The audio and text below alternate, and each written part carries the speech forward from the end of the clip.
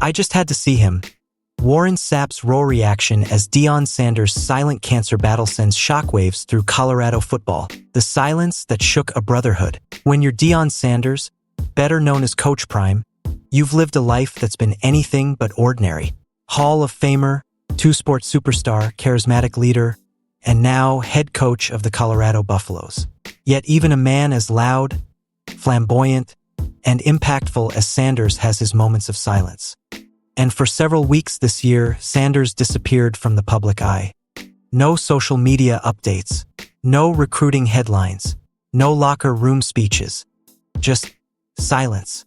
That silence wasn't just concerning for fans. It sent his inner circle spiraling into worry. And no one felt it more intensely than fellow Hall of Famer and Colorado defensive line coach Warren Sapp, who revealed he was on the verge of going crazy, trying to find out what was happening to his dear friend and head coach. I went to the ranch. I just got on the plane and went. I called him. I said, "Whoever is opening the gate, tell them I'm coming or I'm going through the gate," Sapp shared on Buffs TV. "That's our man. I love him. Like mom's cooked food. I just had to go make sure he was good." Sapp wasn't being dramatic. He was being a brother. And what he discovered when he reached Sanders' Texas ranch was a man fighting for his life, battling bladder cancer in complete secrecy. A battle fought in silence. For months, the public didn't know. His players didn't know. Even Sanders' own children, Shadur and Shiloh, were kept in the dark. Back in spring 2025, Sanders was diagnosed with bladder cancer. It was aggressive. It required intense medical procedures, including the removal of his bladder. But he didn't want pity, panic, or distractions. "I didn't worry. Me and worry don't get along," Sanders later explained on Well-Off Media. "When I first found out that I had cancer, I thought, Lord, what you need me to do? Let me know my role so that I know it and I can expedite this process." That's who Deion Sanders is, a man of unwavering faith and unbreakable resolve. But even warriors need a support system. And for Sapp, not knowing was unbearable. While fans speculated and media questioned, Coach Prime was in the trenches, literally and figuratively, recovering at his Texas mansion. Far from the lights of Boulder, he underwent surgery and quietly began the healing process.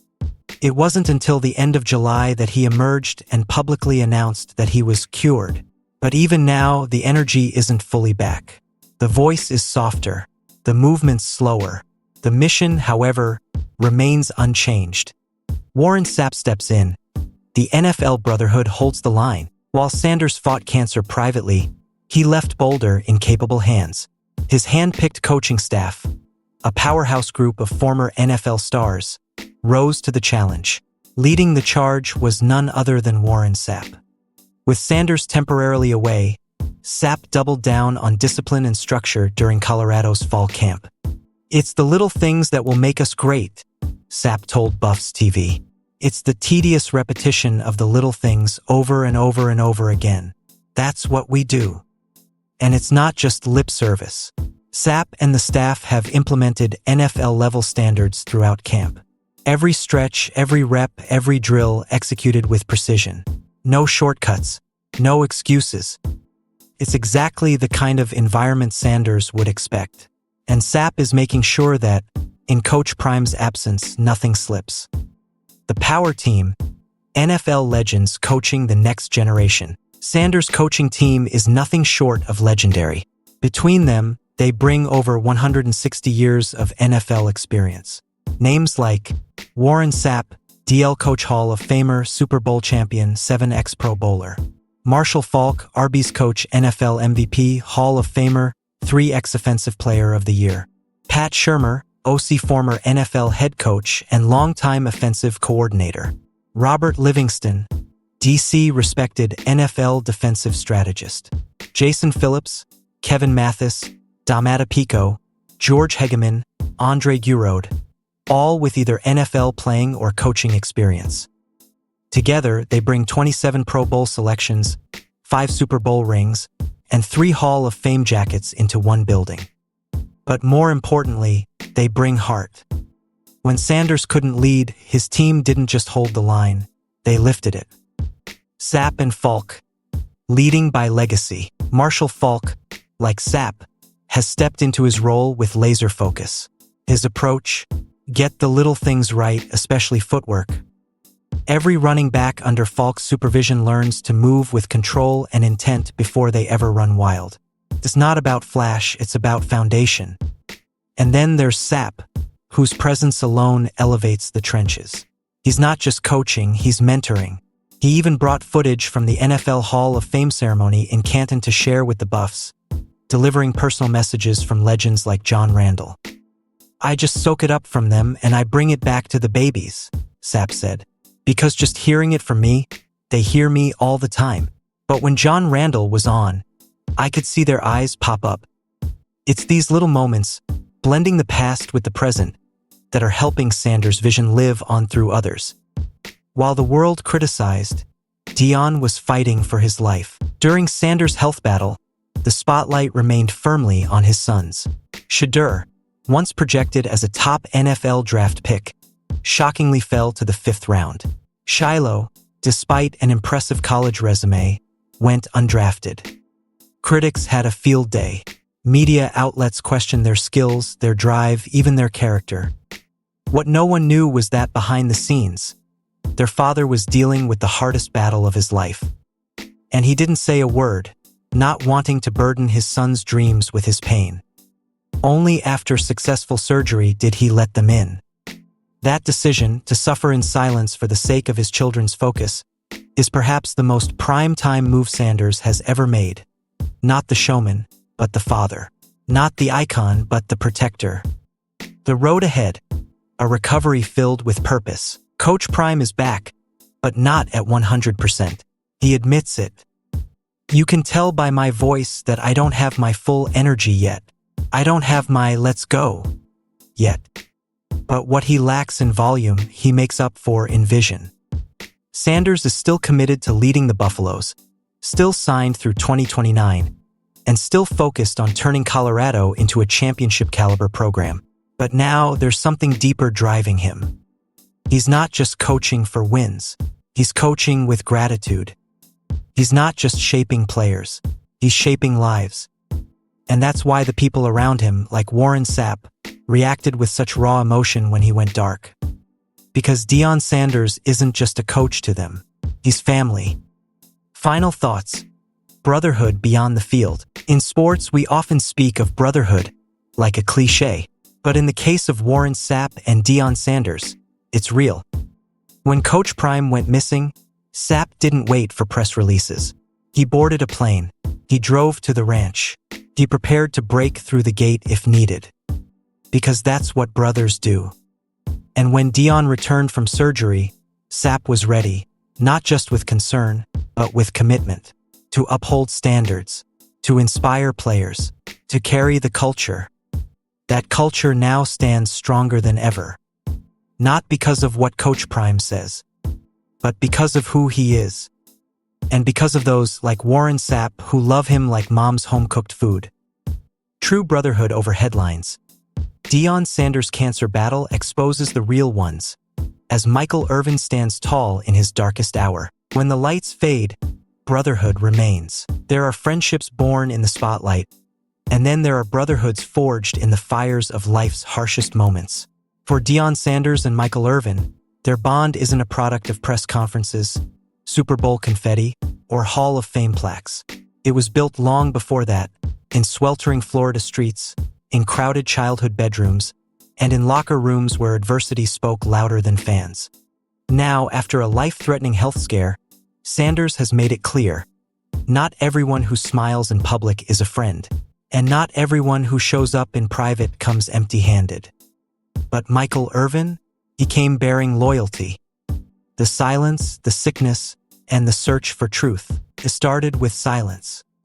Coach Prime disappeared from the public eye earlier this year, sparking rumors, concern, and unease throughout the college football community.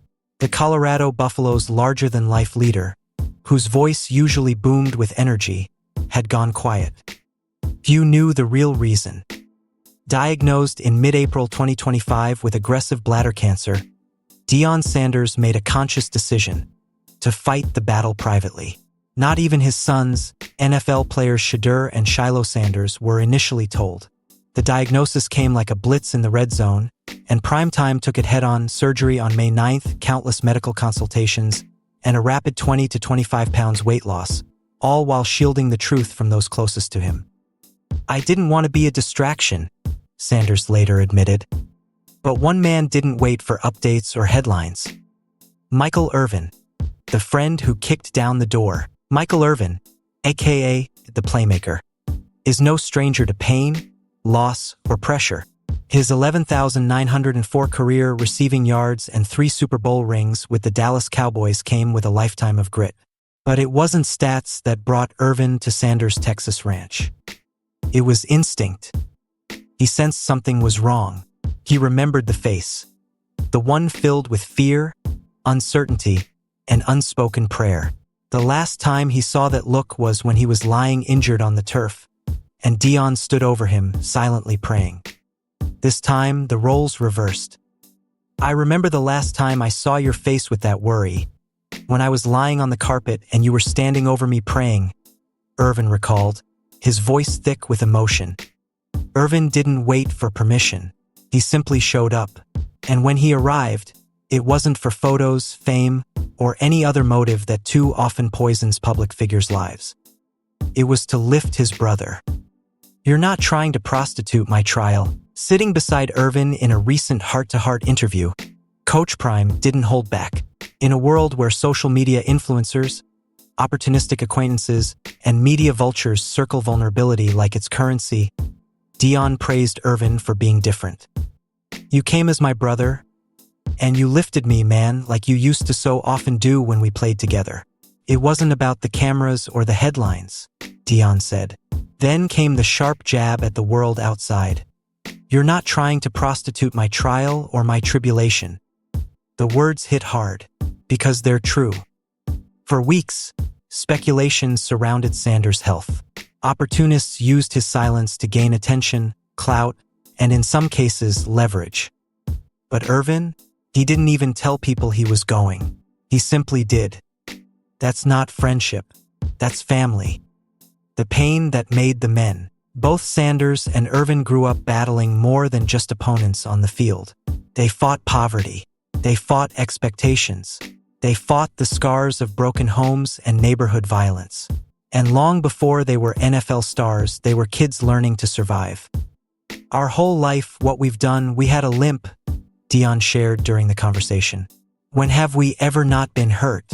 As kids, we carried pain, stuff that troubled us, but that made us who we are today." Irvin nodded instantly. "You're right. I had to fight through it," he added, confirming a lifetime of struggle. From sharing beds as teenagers in small Florida homes to sharing locker rooms with the Cowboys during the team's golden era, these two never had to explain their pain. They just recognized it in each other's eyes. A brotherhood built in battle. This isn't a bond built on nostalgia. It's not relived through highlight reels or NFL films montages. It's lived in the quiet moments, when the cameras are off and all that remains is raw humanity. "This is 4th and inches in the NFC Championship game, trust," one former teammate said. "You either have that or you don't." And Irvin has it. When Sanders was unreachable, Irvin didn't call a PR rep. He didn't scroll for updates. He remembered the limp. He remembered the silence. And he knew what it meant. Seeing Prime the man, not prime time. The world knows Deion Sanders as a spectacle. The man who hit a home run in MLB and returned an NFL punt for a touchdown in the same week. The man who wore gold chains with his jersey and made headlines with every step. But Irvin didn't come to see prime time. He came to see Deion Lewin Sanders, the man behind the brand, the father behind the fame, the brother behind the bravado. And in that raw exchange, Irvin saw the real version of his lifelong friend. Weary, humbled, recovering, but still fighting. "The world is obsessed with prime time," one Colorado staffer said. But Mike saw Deion. He held the flashlight when the spotlight faded. Coach Prime's legacy isn't just football. Even as he recovers, Sanders has been clear. He's not done. Though his voice is softer and his body still healing, he's focused on leading the Colorado Buffaloes. His presence at practices, though limited, is slowly returning. His message to players and fans remains rooted in truth, faith, and fight. "I may not have my full energy yet, but I'm still me," he said. And as he reclaims his energy, he does so knowing that men like Michael Irvin aren't just in his past. They're in his present, and they'll be part of his future. Final thoughts. Brotherhood is the ultimate stat. In the game of football, players are remembered for catches, tackles, interceptions, and wins. In life, they're remembered for who stood beside them in the trenches. Michael Irvin reminded the world that while football builds fame, it's love that builds legacy. He reminded us that while the world watches for collapse, real friends fly in for revival. And Deion Sanders, amid his fight for health and healing, reminded us that even legends need a lifeline. Their conversation wasn't scripted. It wasn't for cameras. It was a moment decades in the making, a reminder that the bonds we build when nobody's watching are the only ones that truly endure when the spotlight fades. Because in the end, true brotherhood isn't about sharing the stage. It's about standing in the shadows, flashlight in hand, refusing to let your brother fall in life. They're remembered for who stood beside them in the trenches. Michael Irvin reminded the world that while football builds fame, it's love that builds legacy. He reminded us that while the world watches for collapse, real friends fly in for revival. And Deion Sanders, amid his fight for health and healing, reminded us that even legends need a lifeline. Their conversation wasn't scripted. It wasn't for cameras. It was a moment decades in the making, a reminder that the bonds we build when nobody's watching are the only ones that truly endure when the spotlight fades. Because in the end, true brotherhood isn't about sharing the stage. It's about standing in the shadows, flashlight in hand, refusing to let your brother fall.